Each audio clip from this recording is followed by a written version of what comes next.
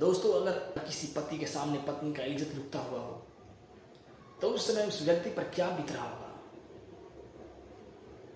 ये कोई नहीं बता सकता।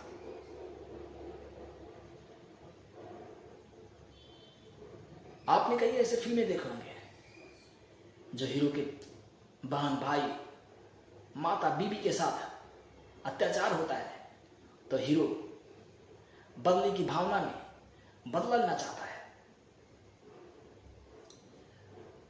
मगर मैं आज जो कहानी सुनाने जा रहा हूं वो कोई फिल्मी कहानी नहीं है, बल्कि हकीकत है। और अगर आप इस कहानी को पूरा सुनिएगा तो आपके रोंगटे खड़े हो जाएंगे। तो चलिए दोस्तों, उस कहानी को शुरू करते हैं। और कहानी को शुरू करने से पहले अगर आप मेरे चैनल पर नए हैं तो मेरे चैनल को सब्सक्राइब कर लीजिएगा, लाइक कर दीजिएगा और अपने दोस्तों तक शेयर करना मत भूलिएगा। दोस्तों, ये कहानी मध्य प्रदेश राज्य की रतलाम जिले की एक छोटे से गांव की है। सुरेश लोढ़ा नामक एक व्यक्ति अपने पत्नी के साथ खुशी खुशी जीवन व्यतीत कर रहा था। उसी गांव में भंवरलाल, लाल सिंह और दिनेश नाम के 3 दबंग भी रहते थे। सुरेश लोढ़ा की पत्नी बहुत ही भोली भाली और अच्छी थी। तीनों दबंगों की नजर पर सुरेश लोढ़ा की पत्नी चढ़ जाती है। एक दिन की बात है, सुरेश लोढ़ा कहीं काम करने के लिए चला जाता है और तीनों दबंग सुरेश लोढ़ा के घर में घुस जाते हैं और सुरेश लोढ़ा की पत्नी को इज्जत लूटना शुरू कर देते हैं। तीनों ने मिलकर सुरेश लोढ़ा की पत्नी को इज्जत लूटते हैं। जैसे ही इज्जत लूटते रहते हैं, उधर से सुरेश लोढ़ा अपने घर में आ जाता है और बचाने का प्रयास करता है।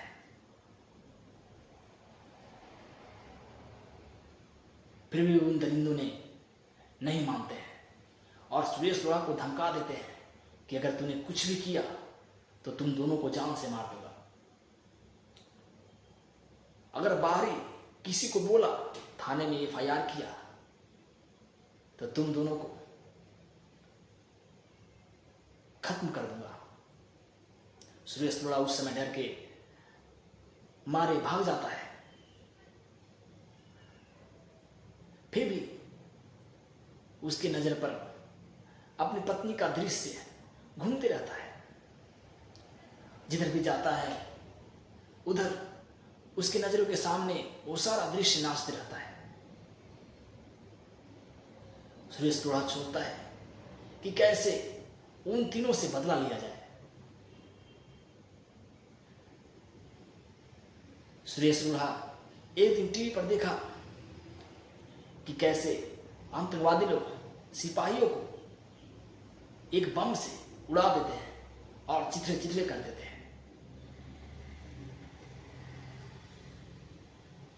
सुरेश लोढ़ा के दिमाग में भी उसी तरह के चलने लगा कि हम भी कुछ इसी तरह से करेंगे और तीनों को खत्म कर देंगे।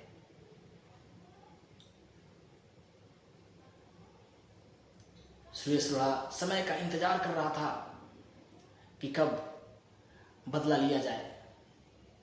सुरेश लोढ़ा सोचा कि अब इन तीनों को बेपरवाह होने दे, ये लोग भूल जाएंगे, तब मैं अटैक करूंगा।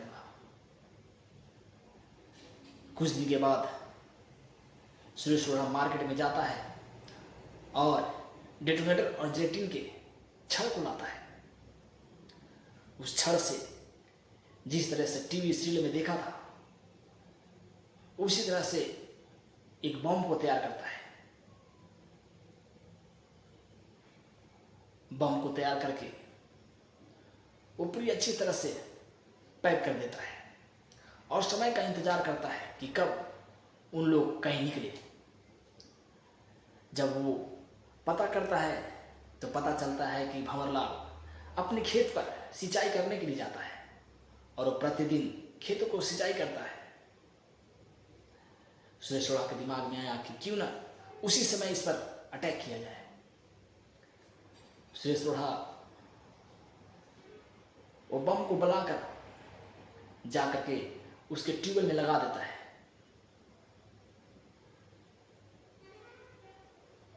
जब भंवरलाल अपने खेत को सिंचाई करने जाता है और उसको स्विच को ऑन करता है, वो बम ब्लास्ट हो जाता है।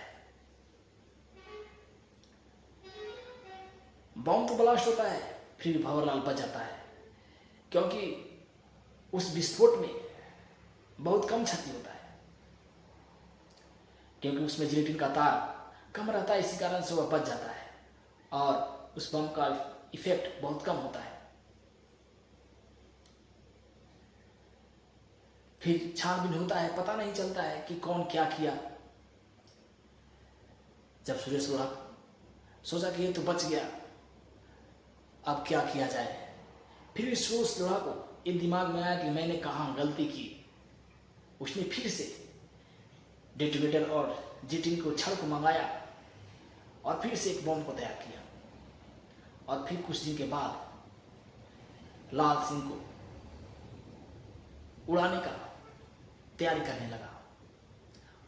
उससे भी पता लगाया तो उसे भी पता चला कि वो भी अपने खेत पर सिंचाई करने के लिए जाता है।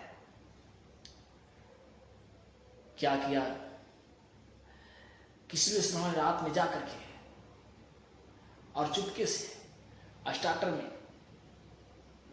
डेटोनेटर से बनाया हुआ बम को लगा दिया।